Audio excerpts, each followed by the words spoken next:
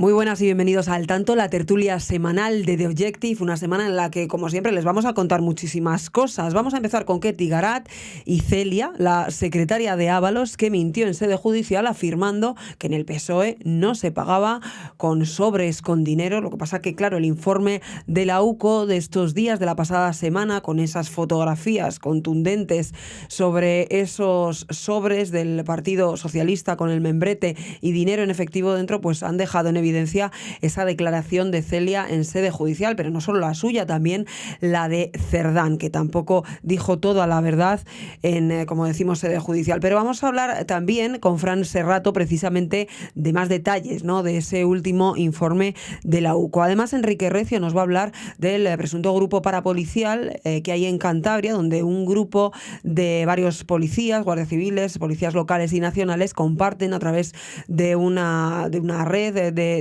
mensajería instantánea diversas informaciones sensibles, personales, sobre presuntos delincuentes, y lo hacen al margen de los cauces oficiales. Y por último, pero no por ello menos importante, vamos a hablar de una cuestión clave. No sé si ustedes han comprado pilas, velas, radios después del último gran apagón, bueno, del gran apagón único que hemos tenido hace unos meses. Lo digo porque ya lo sabrán ustedes, es que Red Eléctrica esta semana ha alertado de la inminencia, de la posibilidad de un nuevo gran apagón, y de hecho ha pedido que se tomen las medidas de manera urgente para poder evitarlo. Arrancamos ya.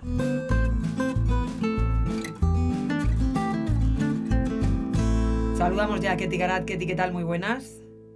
¿Qué tal, Rocío? ¿Cómo estás? ¿Cómo estás, compañera? Una semana más con mucha energía y con muchas noticias, Ketty, porque es que cada Así es. semana vamos conociendo, vamos publicando, vais publicando en The Objective exclusivas sobre esta trama Ábalos, sobre todo lo que venimos contando durante los últimos meses y sobre cuestiones muy delicadas que dejan pues en cuestión el testimonio de los implicados, pero en sede judicial, lo que es pues de toda gravedad. Hablemos para que se enteren ustedes, que seguro que muchos de nuestros oyentes lo han leído esta semana.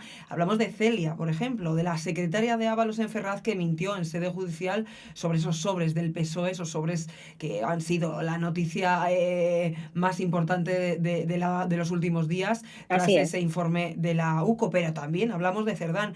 ¿Y por qué sabemos que mintió, Ketty? Pues porque hablamos de un juicio que pues nos toca muy de cerca, ¿verdad? Efectivamente, hablamos básicamente de la querella que José Luis Ábalos interpuso en 2022 contra The Objective, contra su director Álvaro Nieto y contra mí misma como autora de las informaciones sobre los motivos de la caída de Ábalos en noviembre de 2021. Claro, cuando veíamos precisamente el pasado viernes esos sobres del Partido Socialista con las chistorras, los soles, las lechugas de Koldo García y de José Luis Ábalos, y ese descuadre o ese desfase en las cuentas que el Partido Socialista había declarado al Tribunal Supremo y lo que en realidad cobró José Luis Ábalos, veíamos un POSIT en uno de esos sobres con dinero, el POSIT con el nombre de Celia. A nosotros no nos tenían que contar quién era Celia, porque conocíamos de su existencia desde noviembre de 2021, cuando hablábamos precisamente de la alarma que se había desatado internamente en el partido con las facturas que José Luis Ábalos, las facturas de los gastos que José Luis Ábalos presentaba en Ferrat 70 a través de su mano derecha, Koldo García. Bien, pues esta persona fue llamada a declarar como testigo en la causa, bueno, pues por la querella interpuesta contra este periódico por José Luis Ábalos. No sabemos por qué extraño motivo. Después Ábalos retiró precisamente esa declaración testifical, pero debido a lo avanzado de la situación, pues Celia Rodríguez acabó declarando finalmente.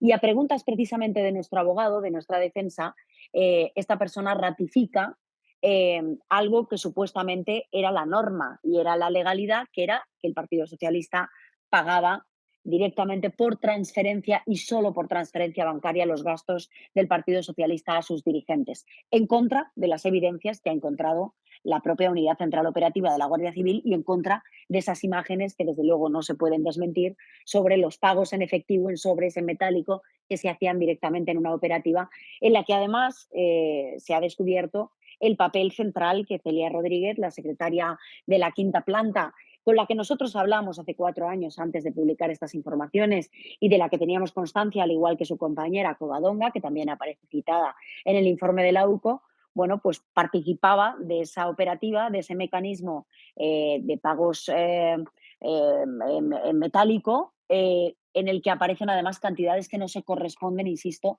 con las cantidades que se ha declarado por el partido al Tribunal Supremo. Y eso es lo que le hace a la Unidad Central Operativa de la Guardia Civil hablar de bueno, pues, un descuadre en las cuentas, de un fondo de ingresos que no se corresponden básicamente con la realidad, o una fuente de ingresos no declarada, y de pagos que no tienen un respaldo documental. De eso está hablando la Unidad Central Operativa de la Guardia Civil, y desde luego el testimonio de Celia en sede judicial en nuestra causa, diciendo lo contrario de lo que nos muestran esas evidencias, yo creo que es un testimonio de enorme relevancia. Así se lo parece, desde luego, a la Unidad Central Operativa de la Guardia Civil, que en los dispositivos móviles y en los ordenadores incautados por la misma en los registros domiciliarios de Koldo García aparecen precisamente los vídeos de Celia Rodríguez y también de Santos Cerdán, que, bueno, pues que atesoraba Koldo García en esos dispositivos, y en los cuales se decía todo lo contrario de lo que ahora se está demostrando en esos informes de la UCO, que es básicamente, uno, esas transferencias bancarias que no existían porque se hacían en pagos en sobres, y dos, que Santos Cerdán aparentemente no tenía ninguna responsabilidad de los pagos, según dijo él en sede judicial. También mintió, porque lo que se demuestra en el informe de la UCO de las conversaciones en las que incautadas, ¿no?, o recabadas por la Guardia Civil entre Koldo García y su mujer Patricia Uriz, lo que aparece es que eh, se señala a Santos Cerdán y a José Luis Ábalos como las personas que debían de autorizar pagos concretos a personas muy vinculadas y muy cercanas a José Luis Ábalos, como es el caso de Eduardo, el conductor de José Luis Ábalos, que en un momento concreto, en torno al año 2020-2021, se solicita un pago de 2.000 euros a esta persona, y Patricia Uriz informa a Koldo García, la mano derecha del ministro y secretaria de organización del Partido Socialista, de que Celia le ha comunicado, Celia Rodríguez, la secretaria de la quinta planta, que Santos Cerdán no ha dado todavía el ok para proceder a ese abono de 2.000 euros. Con lo cual, bueno, pues doble jugada,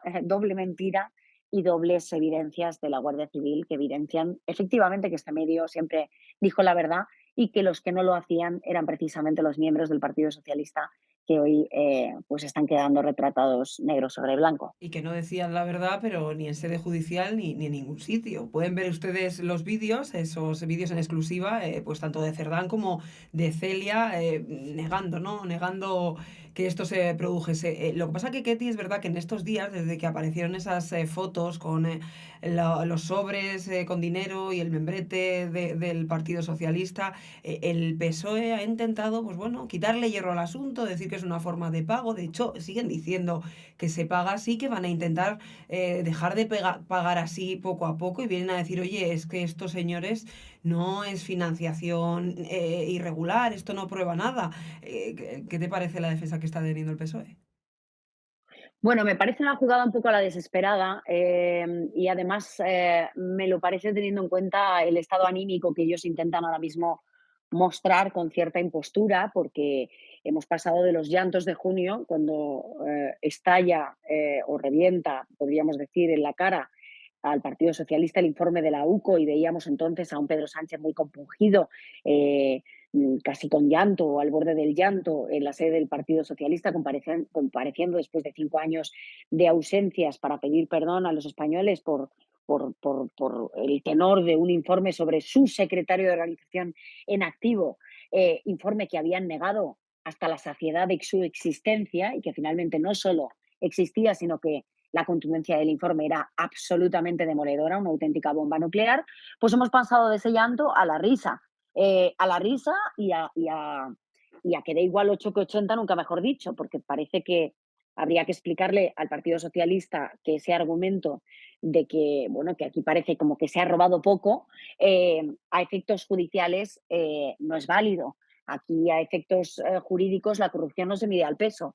Da igual que tú robes 1 euro como 1 millón de euros, lo importante es que robes. Y en el momento en que se demuestre que hay un desfase en las cuentas, como está acreditando la UCO y como ha hecho disparar, desde luego, las sospechas del magistrado instructor Leopoldo Puente del Tribunal Supremo, entre la cantidad que él recibe de los pagos que se han realizado del Partido Socialista y los que se está viendo tanto en las conversaciones, en el cruce de mensajes entre los investigados, entre Coldo García, Patricia Uri, José Luis Ábalos o Santos Cerdán, y además las evidencias en forma de instantáneas y de sobres en los que se recoge una cantidad de 827 euros cuando en realidad el partido solo declara 327 y por lo tanto hay un desfase de 500, pero así a sumar una cantidad tras otra vemos que hay 90.000 euros de José Luis Ábalos que no tienen justificación. Yo creo que aquí se cae con todo el equipo. Si además cogemos las argumentaciones de la UCO, como decía antes, de que hay una fuente de ingresos no declarada por parte de José Luis Ábalos, que hay gastos que se pagan por parte del partido que no tienen respaldo documental y que hay un mecanismo de pagos en negro, de pagos en metálico, que desde luego no aparecen en la contabilidad oficial del partido. Yo creo que todo está apuntando a lo que publicamos hace unas semanas Teresa Gómez y yo misma en relación a, bueno, a esos indicios suficientes que tiene el juez del Supremo, Leopoldo Puente, para imputar al Partido Socialista por financiación ilegal. Veremos a ver cuáles son los pasos que se dan en las próximas semanas, pero de momento lo que tenemos, sin ninguna duda y sin temor a equivocarnos, es que se ha abierto una pieza separada por parte del magistrado instructor. Esa pieza separada versa sobre los amaños de obra pública, justo tras conocer este informe patrimonial que ya se esperaba. Queda por conocer el segundo, que es el de Santos Cerdán. Se ha llamado a declarar la semana que viene, miércoles y jueves, a José Luis Ábalos y a Coldo García, y veremos a ver cuáles son los siguientes pasos que se dan. Ya te puedo anticipar que, desde luego, los siguientes pasos que se den en el plano periodístico también van a ser, al menos por parte de The Objective, desde luego muy determinantes a la hora de seguir avanzando en esta investigación, que en nuestro caso, no todos pueden decir lo mismo, dura ya 4 años y creo que el tiempo, así como la verdad, pues acaba dándonos la razón porque acaba aflorando. Totalmente, Ketty, así que no se lo pueden perder ustedes, ya saben, o sea, tienen que seguirnos al instante porque si la información que salga en el primer sitio en el que se va a publicar, sin duda va a ser aquí en The Objective. Ya por último, Ketty, porque en estos últimos meses, Ujú. años, 4 años ya, pues hemos hablado de muchas mujeres en el entorno de José Luis Ábalos con diferente relación, cada una de ellas, pero hay una persona también clave de la que Teresa Gómez y tú habéis publicado esta semana información muy relevante. Ella es Rosa, la asistenta de su residencia oficial cuando era ministro.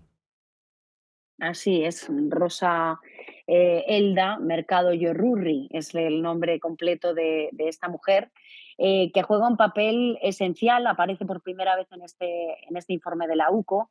Eh, Al principio, bueno, pues las primeras especulaciones básicamente es que se trataba de una señorita más que acompañaba al ministro, no sabemos en sus viajes oficiales o en otra cosa, pero no. Nosotros sabemos desde hace ya varios años que Rosa Elda es un personaje bueno, crucial porque formaba parte del servicio doméstico de José Luis Ábalos desde 2018, su entrada en el Ministerio de Transportes, hasta 2020, justo antes de la pandemia del COVID-19, pero lo que sabemos básicamente es que es una persona que cobraba cantidades en negro por ejercer o desarrollar o desempeñar los servicios de topo de Coldo y de Ábalos en el ministerio. ¿De topo de quién? Bueno, pues de topo de la persona que acaba, bueno, pues destapando precisamente a su marido, que es Carolina Perles, la exmujer del exministro de Transportes y exsecretario de Organización del Partido Socialista. Lo que nosotros sabemos y la información que tenemos ya desde hace muchos años es que Rosa Elda es una persona que recibía dinero en sobres, como aparece acreditado ahora en estos informes de la UCO, por importe de 3.387 euros. En realidad, las cantidades que nos dicen a nosotros que son muy superiores, básicamente por informar a Coldo de todo lo que pasaba en esa casa. Es más, de hecho, fue Carolina Pérez la que en este periódico, precisamente en The Objective, en su primera entrevista a un medio de comunicación antes del documental de Telecinco, desveló precisamente que Coldo García le dijo a esta señora y a otra persona del servicio doméstico de la residencia oficial del ministro en la calle Balbina Valverde número 6, todo lo que pase en esta casa yo debo de ser informado. Bueno, pues básicamente ese es el concepto por el cual esta mujer recibía unas cantidades mensuales que oscilaban, pero que tenían un mínimo de 300 euros para complementar el sueldo que recibía por parte de una empresa de limpieza a la que tenía que subcontratada el ministerio. Pagos y pagos, por un lado aquí pues bueno, esos pagos a la asistenta, también esa caja B para pagar los encuentros sexuales de Ábalos. El caso es que era un continuo trasiego de apuntes los que tenía que llevar Koldo para no perder cifra de todas las mujeres que tenía que pagar por una u otras causas. Sí, sí, la verdad es que yo no sé cómo le daba tiempo a hacer su trabajo No hacía, la real verdad. de asesor o de chofer o de hombre para todo, porque en realidad él tenía demasiado trabajo ya solo con la caja B, en la que además hemos podido, bueno, contar también esta semana precisamente Teresa Gómez y yo misma, bueno, que a través de esa caja B lo que se hacía era pagar directamente a las mujeres que mantenían encuentros sexuales con el ministro. Ya estábamos tardando en sacar este apunte del que tanto hemos Sí, hablado, pero que es fundamental en el caso de José Luis Ábalos, no solo por mujeres, algunas de ellas que eran prostitutas y que incluso algunas de ellas eran colocadas en empresas públicas, lo cual esto es algo completamente insólito y que nos tendrán que decir de aquí a unos años que es verdad que lo vivimos, que es verdad que era cierto y que lo totalmente. Hay contamos. tantas cosas que Eh, sorprenden que cuando nos lo digan que dentro de tendrán 10 que años. jurarnos que lo hemos contado, ¿verdad? Se nos olvidará la importancia del momento presente que estamos viviendo, pero más allá de eso hay otras mujeres, bueno, pues que están recibiendo pagos y que además aparece con esa obscenidad, con esa crudeza,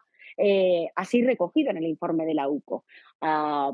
Patricia Uri recibe mensajes en febrero de 2019 hasta finales del 2021, julio, cuando termina precisamente su mandato, porque el ministro es cesado fulminantemente, eh, y le dice Koldo a su mujer, Patricia Uri, pon 750 euros a esta cuenta y ponlo en la caja B. 750 euros a nombre de una cuenta, una oficina bancaria del BBVA en Getafe, a nombre de una mujer llamada Danaris, una ciudadana de origen cubano, pero es que tenemos otra que se llama Jeribe, tenemos otra que se llama Rosalía, tenemos otra, literalmente es Rosalía, tenemos otra que se llama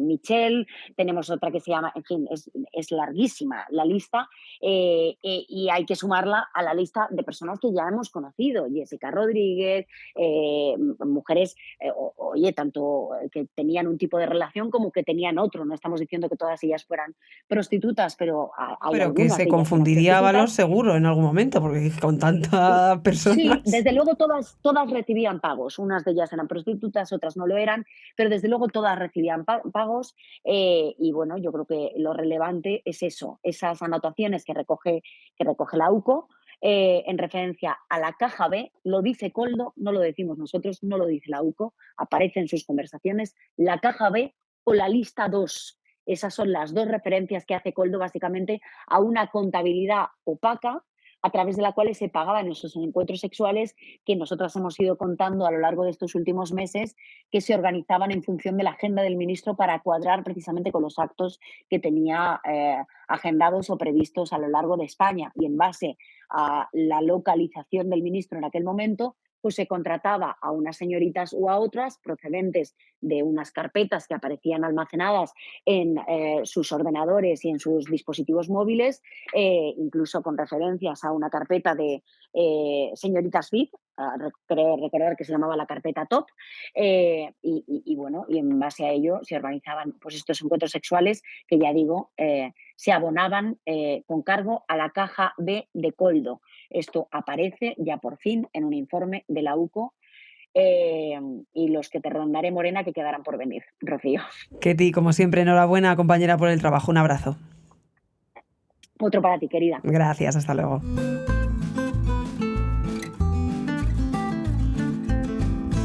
Fran Serrato, ¿qué tal? Muy buenas. Muy buenas, un placer estar de nuevo contigo, Rocío. El placer es mío, Fran. Bueno, venimos de hablar con Ketty Garat un poco sobre todo lo que hemos ido conociendo de esos informes de la UCO que vienen a confirmar todo lo que venimos contando desde hace muchos meses ya en The Objective. Con Ketty, años ya con Ketty, bueno, y también de lo que han dicho en sede judicial, esas mentiras tanto de Celia como de Cerdán, pues acerca de esos pagos, ¿no? De esos pagos por transferencia, pagos en sobres. También hemos hablado de esos pagos de Ábalos, de José Luis Ábalos, a una de las asistentas limpiadoras de su domicilio oficial, y bueno, toda la lista, ¿no?, de mujeres en esa contabilidad B. Pero contigo, Fran, también quería analizar otro tema que es crucial, que es clave, que veremos en qué queda en el futuro y del que has escrito esta semana junto a Pelayo Barro, y son esos pagos entre el Partido Socialista y José Luis Ábalos. Concretamente hay dos informaciones que habéis destacado. La UCO señala al PSOE, hay pagos a Ábalos que no aparecen en los documentos del partido, y otro es que la UCO detecta pagos del PSOE a Ábalos y a Koldo por 32.000 euros. Hablamos del sobre de Ferraz. Exactamente, Rocío. Aquí hay que explicarle a las personas que nos están escuchando, que nos está viendo, que hay un informe, un documento que el PSOE remitió al Tribunal Supremo sobre los pagos que había efectuado al exministro Ábalos, que eran de unos 19.000 euros. Cuando en las informaciones de la UCO, en los mensajes cruzados que ha intervenido la Unidad Central Operativa de la Guardia Civil, se ha demostrado que los pagos a Ábalos y a Koldo están por encima de los 32.000 euros, y hay un desfase entre lo que dijo el partido que le había pagado a ambos y el dinero que parece que han recibido. Hay que decir que algunos de estos pagos hemos podido ver en el informe de la Guardia Civil que son pagos en efectivo. ¿Por qué? Porque se evidencian con fotografías sobres destinados a Koldo, 2.600 euros aproximadamente, y a Ábalos otros 800 y pico. ¿Qué pasa con estos sueldos en efectivo?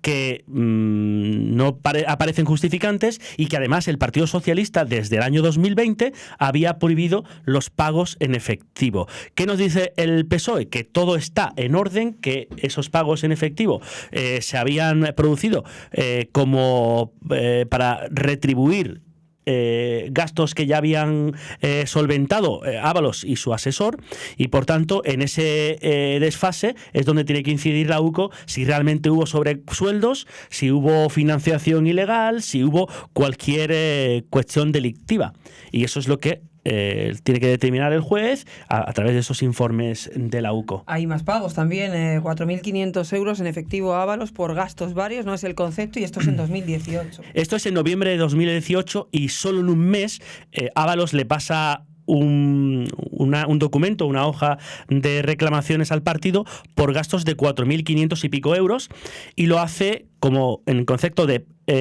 gastos varios, pero todo ese dinero, toda esa cifra de 4.500 euros de ese mes lo mete en un solo cajoncito que se llama comidas, y aporta diferentes facturas, la mayoría de ellas en un restaurante madrileño que parece que era como centro de operaciones, que se llama La Tragantía, y ahí hay diferentes facturas de comidas por 130 euros, 400 euros, y bueno, y ahí, como habéis hablado de Celia, de la trabajadora de Ferraz, la propia empleada del PSOE le comunica en los días posteriores a Koldo que todavía quedan facturas por cobrar, que va a meter ciertas cosas, ciertos gastos de restaurantes, y es el propio Koldo el que incluso le dice, bueno, espérate un poco porque no tengo claro esto del restaurante. Por tanto, eso está, según los investigadores, descubriendo que había pagos en efectivos a Koldo y a Ábalos. También hay una figura clave, ¿no?, que de la que hemos hablado mucho durante ese tiempo, pero bueno, que en este informe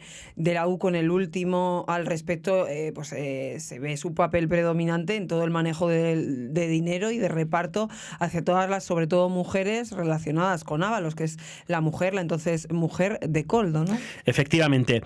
Incluso la propia Unidad Central Operativa, en su informe, apunta a que Koldo García, el asesor ministerial de Ábalos, y la mujer de Patricia Uriz, habrían ejercido como custodios del dinero del exministro, y en esa figura también incluye al hijo de Ábalos, a Víctor Ábalos.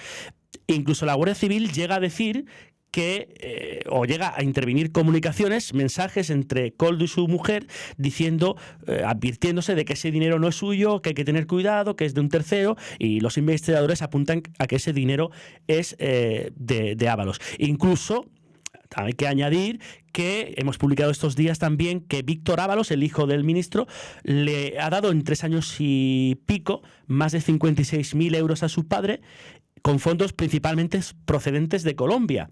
Esto quiere decir, ¿qué pasa? ¿De dónde viene ese dinero? ¿De dónde procede? Y ahí también la Guardia Civil, los agentes de la UCO están analizando y poniendo el foco, porque parece muy raro que ese dinero, parece que haya un cajón o un remanente en Colombia. Y hay que recordar que en informes anteriores ya la UCO apuntó a que el propio Koldo había dicho a su hijo, al hijo de Ábalos, tienes que pasarle 1.000 euros a tu padre, tienes que pasarle no sé cuánto dinero a su padre. Recordemos esa famosa grabación que hizo el asesor, que salió a la luz hace unos meses, diciendo Ábalos que se había gastado 470.000 euros, y Koldo le regaña diciéndole, pero hombre, ¿en qué te ha gastado? ¿Cómo te has podido gastar esa cantidad? ¿Cómo te has podido gastar ese dinero? Lo que está claro, bueno, y también lo hemos publicado, Fran, es que bueno, está la cantidad de documentación, de audios, de sonido, la que tiene la UCO, de información, que todavía esto sigue siendo preliminar, muy... Bueno, este informe de la UCO está basado en evidencias de unos de unos discos duros que encontraron en el registro de la casa de Koldo en febrero del 2024, del año pasado.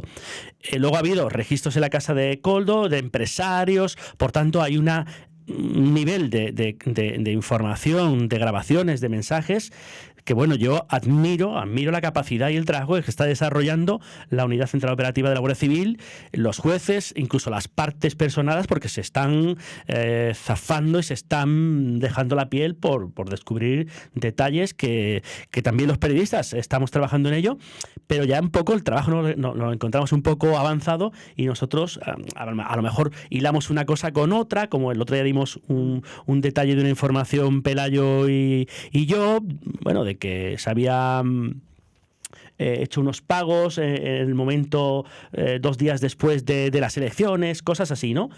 O que el empresario Ruz había hecho una reunión con Koldo y a los 2 días Koldo le dice a su mujer, tengo una cosa entre manos de 2.000 chistorras que equivaldría a 1 millón de euros. Por tanto, hay muchas cosas que relacionar, hay mucha documentación, hay muchos mensajes, y el trabajo va a ser arduo. Yo me sumo a esa admiración a la Guardia Civil, a los investigadores, pero también a la vuestra, porque si ustedes supiesen la cantidad de horas y horas y horas que dedican periodistas como Fran, como Pelayo, todos los que analizáis al detalle estos informes, que son larguísimos, extensos, yo así que, compañero, no te quito más tiempo porque sé que tienes que escuchar muchísimo y leer muchísimo. Gracias por todo y por el apoyo y por ese cariño tan grande que nos prestáis en la redacción. Gracias a ti. Siempre.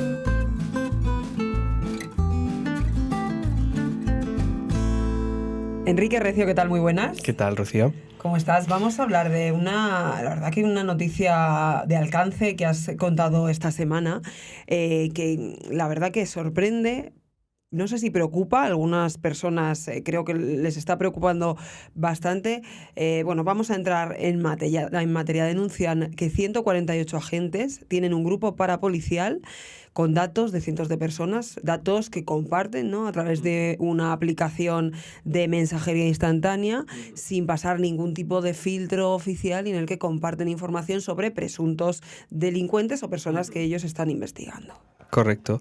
Por hacer un resumen rápido, son 150 funcionarios policiales, tanto de la Policía Nacional como de Guardia Civil, como también agentes locales, ¿no?, que dependen de sus ayuntamientos, todos de Cantabria, que realizan investigaciones pues al margen de todo control de los cuerpos a los que pertenecen, ¿no? O sea, no siguen los cauces para obtener cierta información que, pues eso, que hace que esa labor que hacen en este grupo pues sea totalmente irregular. Entonces, lo grave es que está en activo, como hemos contado, desde hace al menos 10 años y se comparten por ahí pues todo tipo de datos personales, y no solo eso, o sea, más allá de nombre, del número de identificación y tal, también imágenes de matrículas de vehículos, imágenes sacadas de cámaras de videovigilancia de personas. Entonces, bueno, pues por poner un ejemplo, ¿no? Uno pasa una foto de un tipo de una cámara, ¿os suena este tipo? Están diciendo que está por el barrio X, no sé qué, no sé cuántas, es algo sospechoso, tal. Pues ahí se pone la maquinaria a funcionar, uno responde sí, con su DNI de repente, con el nombre, ¿no? Otro dice, pues, tiene este coche, o, en fin, empiezan a tirar del hilo ahí como para, se sobreentiende, de acuerdo con las capturas de ese grupo a las que hemos tenido acceso, para hacer, pues eso, sus propias pesquisas al margen de los canales oficiales. De los cauces oficiales. Tú llegas a esta información a través de una denuncia interna que revela la existencia de este grupo y, bueno, pues pone en información de las autoridades y de sus superiores precisamente estas cuestiones. Sí, eso es. La Guardia Civil ha puesto hace relativamente poco en funcionamiento un canal para que los agentes denuncien determinadas irregularidades o deficiencias que haya en el cuerpo, ¿no?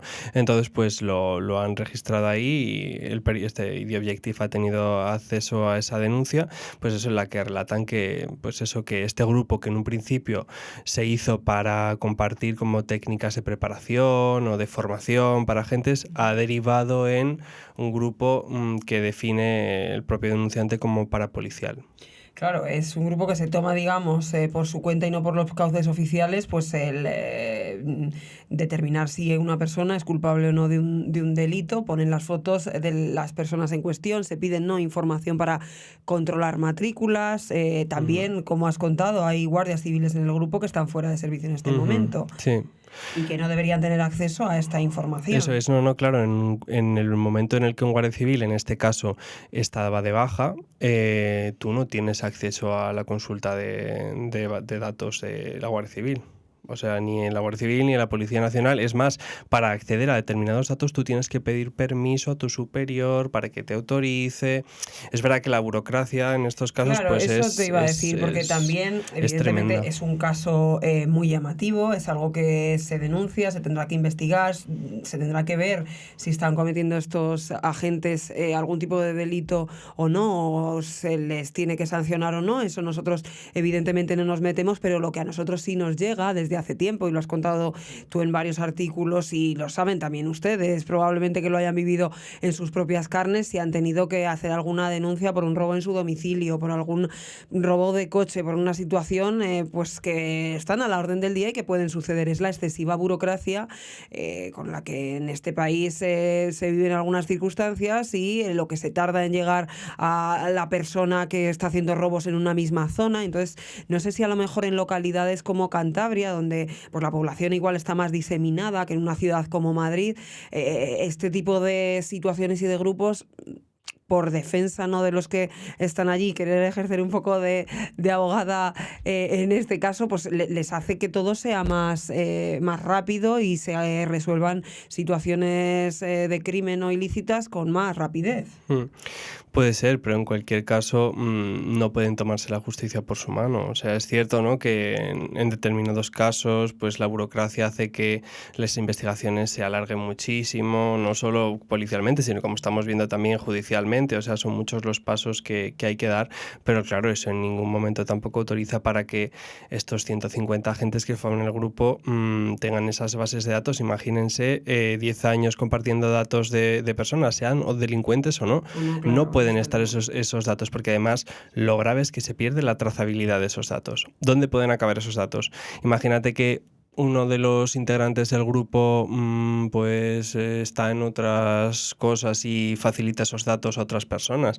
Tú no sabes dónde acaban esas fotos, que no están claro. En activo ni siquiera, que no deberían ya ni siquiera tener. Claro, debemos presuponer que lo hicieron por el bien común, ¿no? O sea, para investigar a presuntos delincuentes, pero en cualquier caso, seas delincuente o no lo seas, hayas cometido un delito o no lo hayas cometido, no les da ningún derecho de manejar esos datos personales personales, fotos, luego también imágenes de videocámaras de vigilancia, cómo obtienen esas fotos. Es todo un poco, es bastante irregular. Claro, en cualquier caso tienen que seguir los cauces legales, pero claro, también se debería mejorar la burocracia. Al final, no sé si una cosa lleva a la otra, habría que investigarlo, y entiendo que tras esta denuncia y más la denuncia pública y esta información de Objective se pondrán manos a la obra. También me ha llamado mucho la atención lo que cuentas precisamente al hilo de esto en tu información, que es que se están haciendo más sanciones desde Interior a los agentes en los últimos tiempos por este tipo de motivos, ¿no? Sí, en el Ministerio del Interior son tajantes con todo el tema de la protección de datos, porque, a ver, imagínense, pues cuando se hacen informaciones pues más polémicas sobre cualquier tipo de suceso y los periodistas queremos saber quién es el que lo ha cometido o quién es el que lo ha podido cometer, lo primero que te dicen en la policía, la Guardia Civil, en el Ministerio del Interior, por protección de datos no podemos dar esa información, y con los agentes pues son iguales, ¿no? O sea, cuando un agente de Guardia Civil o de Policía Nacional accede a la base de datos, antes de que ponga sus claves, por ejemplo en el sistema SIGO de la Guardia Civil, te salta una pestaña advirtiéndote de que la entrada en ese portal puede derivar en un delito si no se hace un buen uso, un uso correcto de esos datos que a los que estás accediendo, ¿no? Entonces, pues sí, el Ministerio del Interior se toma muy en serio la protección de datos, como debe ser, vaya, y efectivamente ha aumentado las sanciones. O sea, creo que, a ver, no son tampoco muchísimas, pero el aumento es significativo. Creo que en 2021 hubo como 20 expedientes disciplinarios abiertos a agentes, el de la Guardia Civil te hablo, por acceder a bases de datos injustificadamente, y el año pasado creo que hubo cerca de 80. O sea, se ha multiplicado por 4. Eso es que está habiendo más control y más fiscalización a la hora de buscar datos en los sistemas internos. Y una de las últimas, uno de los casos recientes, es uno muy mediático y muy llamativo, Enrique. Sí, el que un guardia civil de Extremadura que miró los datos del coche que utilizó Carles Puigdemont para huir de Barcelona el año pasado, para no ser detenido. Entonces, pues bueno, vieron que había un guardia civil mirando esa matrícula en Extremadura y le sancionaron con 15 días de suspensión de empleo y sueldo. Claro, pero a mí esto, desconocimiento absoluto, pero me sorprende. Pero ¿no puede mirarlo el Guardia Civil? ¿No puede mirar el Guardia Civil quién por seguridad? No puede mirarlo porque esa investigación estuvo al mando del Mossos en todo momento. Entonces tú no eres un cuerpo, y menos desde Extremadura. Entonces, claro, tal vez si hubiese sido un caso menos polémico, pues dicen, bueno, pues está alguien mirando tal. Pero esto me contaban sobre todo que cambió mucho a raíz de cuando Isabel Pantoja entró en prisión.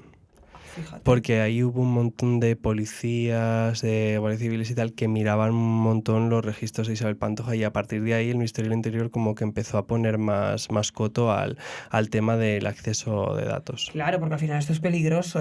Pues... Hombre, es un derecho a la intromisión de la intimidad, ¿no? Es tu protección, es ley de protección de datos, y lo que luego puedes tú hacer con esos datos, a quién se los das. Imágenes, en fin, es peligroso. Es peligroso. Veremos en qué queda todo esto, Enrique. También desde aquí, pues eso, lanzar como siempre nuestra defensa absoluta a las fuerzas y cuerpos de seguridad del Estado. Sabemos que a veces trabajan pues con medios que no son los adecuados, que son insuficientes, y es posible, y yo quiero pensar que todo esto se ha hecho con la mejor de las intenciones y con ganas de ayudar al bien común y a que se resuelvan rápido, sobre todo entre varios cuerpos, que haya esa comunicación fluida de gente que muchas veces se conoce en pueblos cercanos y tal, pero hay que hacer las cosas bien. Y por la vía legal y por la línea recta. Gracias, Enrique, como siempre.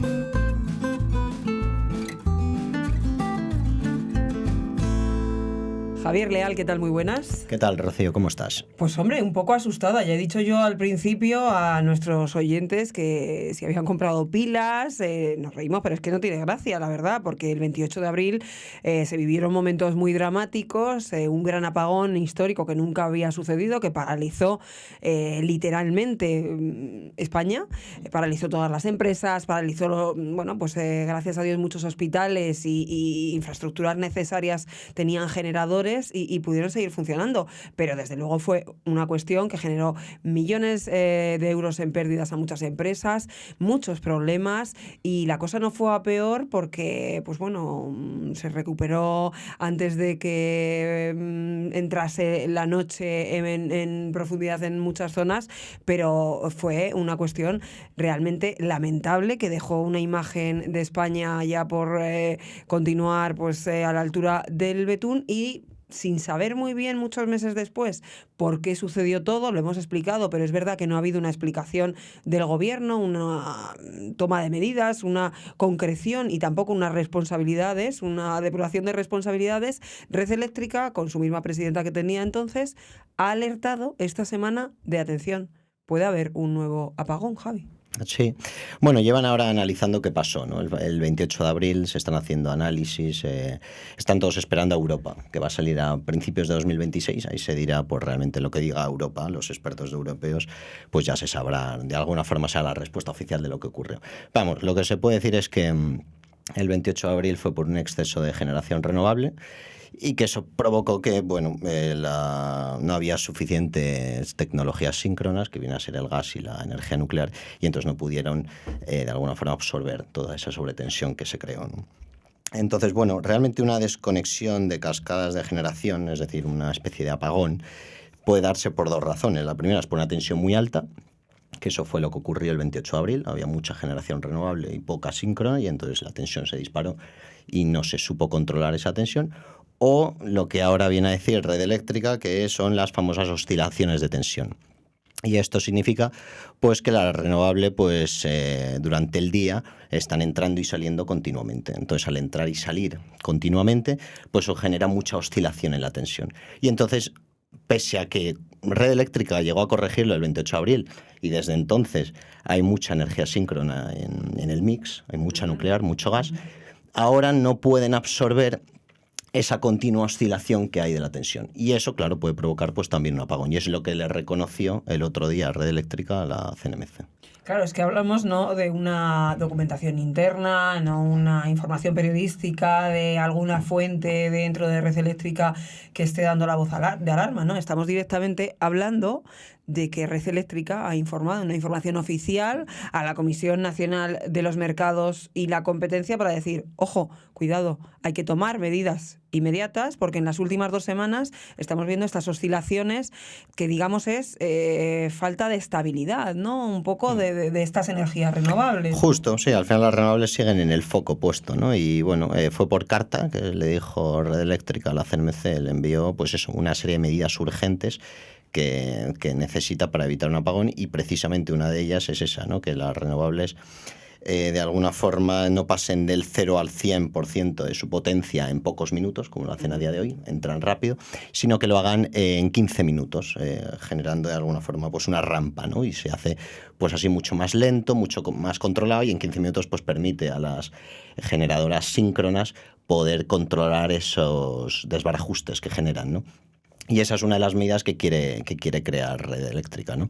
Entonces le pasa de alguna forma la patata caliente a la CNMC y le dice, oye, este problema que hay y que realmente es tuyo, pues ya lo tienes que aprobar, porque si no puede haber otro apagón. Porque es la CNMC la que tiene que aprobar esa normativa para que esto pueda ser realizado. Claro, esto saldrá en audiencia pública. Claro, tienes a todas las eléctricas. Bueno, las eléctricas dependen, porque también tienen intereses por otros lados. Pero, por ejemplo, las que realmente todo se centra en solar, pues claro, es un palo para ellos, porque para ellos tenían total libertad para entrar en el mix, comprar, vender, y ahora incluso pierden dinero al darle esos 15 minutos obligados para entrar y salir del mix, ¿no? Entonces van a perder dinero, y ahora mismo pues hay un cabreo potente en el sector solar sobre este asunto que puede afectar inversiones, están haciendo ruido. Claro, sobre todo es un sector que recordarán ustedes, y bueno, lo hemos visto estos últimos años, pero viene ya de atrás, de la época de Zapatero, se ha impulsado, se habla de que España va a ser líder mundial en este tipo de energías, o no sé si lo es ya, pero claro, el caso es que tienen que cumplir dentro del mix una serie de condicionantes para que el sistema sea fiable, equilibrado y que no se produzcan apagones. Sí, y sobre todo, claro, hay que tener en cuenta el escenario en el que estamos, ¿no? La nuclear se va a ir, estamos apostando todo a las renovables y estamos ahora mismo en una crisis de confianza potente con la energía renovable, tanto la solar como la eólica, por este tipo de episodios, ¿no? Y si además la red eléctrica está, después de que se hiciese público, hoy está como echándose un poco para atrás y diciendo que no hay tanto riesgo, tal, pero claro, esto genera un problema de incertidumbre y desconfianza. De incertidumbre, de reputación, de temor también entre las empresas, entre los propios ciudadanos, de decir, oye, ¿qué tenemos que hacer? Porque si la propia red eléctrica está avisando a la Comisión Nacional de los Mercados y la Competencia de, oye, señores, es que las circunstancias se están dando como para que pueda haber otro apagón. Después de esta carta, ¿qué va a suceder? Se abre audiencia pública, como dices, pero ¿en cuánto tiempo se van a poder solventar estas? Días. Lo que piden es urgencia, que en días esto se resuelva, y lo normal es que la CNMC haga caso a red eléctrica, ¿no? Y entonces, pues será un problema pues para las empresas solares, ¿no? Y de alguna forma, si la CNMC pues no se mete en un problema, ¿no? Imagínense que hay un nuevo apagón. Pues red eléctrica podría decir, yo lo dejé por carta, y el problema es de la CNMC, que incluso también esto le puede valer porque ya mandaron cartas en el pasado, ¿no? Entonces, al final esto es un problema, ya se está poniendo un problema legal, va a haber un juicio seguramente dentro de poco, Claro. Y a lo bueno, mejor se están red intentando eléctrica, defender. claro, red eléctrica está en plena defensa legal, ¿no? Claro. Bueno, esperemos que no suceda un apagón, que finalmente se tomen todas las medidas. Dices que al final las empresas y sobre todo toda la inversión que hay de energía de este tipo, de energía solar, van a ser los más afectados. ¿Qué dicen ellas, que alegan este tipo de empresas? Nada, ellas lo que quieren es pues, que poder trabajar de forma libre y que no estén sujetos a estas medidas que condicionan totalmente su actividad, ¿no? Entonces, bueno, ellas defienden su tecnología, como han estado haciendo desde el 28 de abril, que todo el mundo puso el foco en ellas. Pero claro, para ellas pues va a ser también pues momentos difíciles para esta tecnología. Pues bueno, veremos qué ocurre y que no tengamos que estar a oscuras otra vez. Por si acaso, yo ya lo he dicho, ya las pilas y las velas las voy a tener preparadas, porque uno ya no sabe de qué fiarse. Y oye, si Red Eléctrica ha mandado la alerta, vamos a intentar poner por lo menos remedio. Javier Leal, como siempre, muchas gracias. Buenas tardes, Rocío. Gracias. Y gracias también a todos ustedes. Ya saben, pueden encontrarnos en www.theobjective.com, también en todas nuestras redes sociales y, como no, en su plataforma favorita de podcast. Un abrazo.